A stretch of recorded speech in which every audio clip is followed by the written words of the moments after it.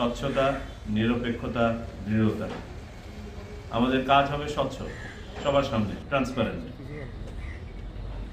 লুকাছাপার কিছু নাই, আইন অনুযায়ী কাজ করব। 12ই ফেব্রুয়ারি 2026 সালের নির্বাচন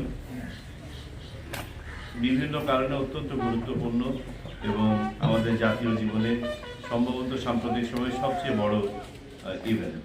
দীর্ঘদিন গণতান্ত্রিক অনুপস্থিতির পর একটা অংশগ্রহণমূলক সত্যিকার অর্থে নির্বাচন বলতে যা বোঝায় সে ধরনের একটা নির্বাচনের পথে আমরা হাঁটছি ইনশাআল্লাহ।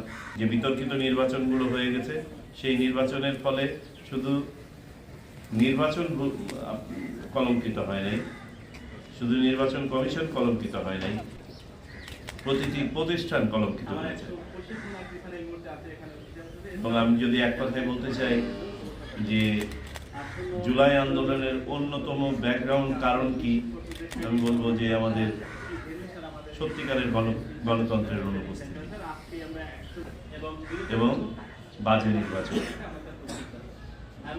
আমরা সবাই এটা জানি, বুঝি এবং বুঝতে হবে। তাহলে আর ভবিষ্যতে কখনোই আমরা এই ধরনের ঘটনা বাংলাদেশে ঘটতে দেব না। নির্বাচন অনুষ্ঠানের জন্য আইন শৃঙ্খলা অন্যতম একটা পূর্ব শর্ত। আইন শৃঙ্খলা পরিস্থিতি সুষ্ঠু থাকলে নির্বাচন ভালো হয়। আর আইন শৃঙ্খলা রক্ষার্থে যে বাহিনীগুলো কাজ করবে তার মধ্যে আর্গুয়েবলি সম্ভবত সবচেয়ে প্রধান হচ্ছে পুলিশ। কারণ আপনারা সার্বক্ষণিক দায়িত্ব পালন করে যাচ্ছেন, আপনাদেরকে রিইনফোর্স করবে অন্যান্য বাহিনীগুলো। আপনাদের উপর নির্ভর করে, আপনাদের গোয়েন্দা তথ্যের উপর নির্ভর করে, আপনাদের তথ্য উপাত্তের উপর নির্ভর করে কিন্তু আমাদের কাজ করতে হবে। আমি আশা করি আপনারা যথাযথভাবে প্রশিক্ষণ গ্রহণ করেছেন এবং করবেন, যেটা বাকি আছে।